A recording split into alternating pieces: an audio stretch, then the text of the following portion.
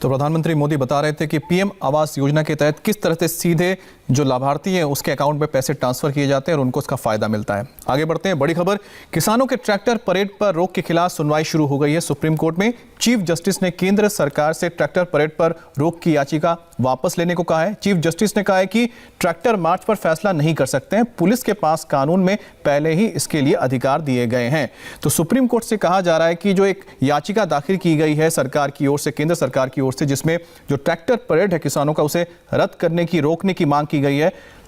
Court का कहना है कि हम इस पर सुनवाई नहीं कर सकते हैं, फैसला नहीं कर सकते हैं, क्योंकि ये जो मसला है ये कानून व्यवस्था का पुलिस के पास है और पुलिस के पास पहले से ही इसको लेकर अधिकार हैं। इससे पहले भी जब सुप्रीम कोर्ट में इस पर बात हुई थी तब भी सुप्रीम कोर्ट ने यही कहा था कि उस पर ये कोई भी ऑर्डर पास नहीं कर सकते हैं, जिसके बाद आज का दिन मुकर्रर किया गया था। आज एक बार फिर से जब इस पर सुनवाई हुई तो सुप्रीम कोर्ट ने साफ कहा है कि ये याचिका वापस ले सरकार, क्योंकि जो पूरा मसला है ये कानून व्यवस्था का है, जिसे लॉ एंड ऑर्डर का मसला है, जिसे पुलिस को सुलझाना है और पुलिस के पास ये अधिकार है कि इस तरह के मामलों में फैसला ले सकती है और जो ठीक फैसला है वो उसको लागू भी कर सकती है। दूसरी तरफ आप देख सकते हैं कि जिस तरह से लगातार पुलिस ने भी कोशिश की है कि जो कृषि कानून को लेकर विरोध कर रहे हैं किसान, उनके नेताओं से उन्होंने बात की, जा जाकर उनको समझाया है कि उनके लिए कितनी बड़ी मुश्किल पैदा हो सकती है, जो दिल्ली के लोग हैं उनके लिए कितनी मुश्किलें पैदा हो सकती हैं इस ट्रैक्टर रैली की वजह से। लेकिन किसान मान नहीं रहे हैं, किसान अपनी बात पर अड़े हुए हैं कि वो दिल्ली में दाखिल होंगे 26 तारीख को और वो परेड निकालना चाहते हैं, जिसको लेकर पंजाब हो, हरियाणा हो या फिर वेस्टर्न यूपी हो, वहां से बड़ी तादाद में जो किसान हैं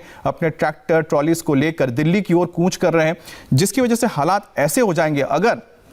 अगर ये दिल्ली में दाखिल हो जाते हैं तो दिल्ली पूरी तरह से चौक हो जाएगा। आप समझिए कि लाखों ट्रैक्टर अगर पहुंचते हैं और आउटर रिंग रोड की उन्होंने मांग की है कि आउटर रिंग रोड पे उनको ये इजाजत दी जाए, ऐसे में क्या हालत हो जाएगी। हमारे साथ गोनिका अरोड़ा जुड़ गई है। गोनिका, कोर्ट में और क्या हुआ बताइए।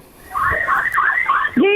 ये मुख्य याचिका जो थी ये दिल्ली पुलिस की तरफ से दायर की गई थी। दिल्ली पुलिस ने ये कहा था कि जो ट्रैक्टर परेड निकालने की किसान योजना बना रहे हैं 26 जनवरी के दिन, उस पर रोक लगाई जाए। और इस पर कोर्ट ने जब पिछली सुनवाई यानी कि परसों जो सुनवाई हुई थी उसमें भी कोर्ट ने ये कहा था कि ये लॉ एंड ऑर्डर का मामला है, इसमें कोर्ट इंटरफेयर नहीं कर सकता है। सेंट्रल गवर्नमेंट, दिल्ली पुलिस को ये डिसाइड करना है कि किसे आपको प्रोटेस्ट करने की इजाजत देनी है और किसे नहीं देनी है या कितने लोगों को देनी है, और इसमें कोर्ट इंटरफेयर नहीं करेगा, ना ही कोई ऑर्डर पास करेगा। और उसी चीज को आज डेफर कर दिया गया था, यानी कि आज सुनवाई होनी थी। सुनवाई शुरू होते ही कोर्ट ने ये साफ कर दिया है कि हम इस मामले पर कोई सुनवाई नहीं करेंगे, कोई ऑर्डर कोर्ट की तरफ से पास नहीं किया जाएगा। दिल्ली पुलिस को ही इस मामले में डिसाइड करना है कि आखिर इस मामले में किस तरह के प्रोटेस्ट की या कैसे प्रोटेस्ट की इजाजत देनी है या फिर नहीं देनी है। और कोर्ट ने अब दिल्ली पुलिस की तरफ से जो एप्लीकेशन फाइल की गई थी उसे वापस लेने की इजाजत दे दी गई, यानी कोर्ट इस मामले में कोई ऑर्डर पास नहीं करेगा, ये साफ तौर पर सीबीआई ने कह दिया है। अब दूसरी याचिका पर सुनवाई हो रही है। देखिए, दूसरी याचिका जो फाइल की गई थी उसमें यह कहा गया था कि जो 4 सदस्यीय कमेटी बनाई गई है उस कमेटी के एक सदस्य ने खुद को उस कमेटी से रेस्क्यू कर दिया है। बाकी के जो 3 सदस्य हैं उनके सामने किसान नहीं पेश होना चाहते क्योंकि उन पर भरोसा नहीं है, इसीलिए एक नई कमेटी गठित की जाए और उस पर अब सुनवाई चल रही है, जिस पर कोर्ट ने यह कहा है कि जो आपकी ऑर्गेनाइजेशन है, यानी कि दरअसल ये याचिका जो भारतीय किसान यूनियन के गुट की तरफ से फाइल की गई थी, उनकी तरफ से ये कहा गया था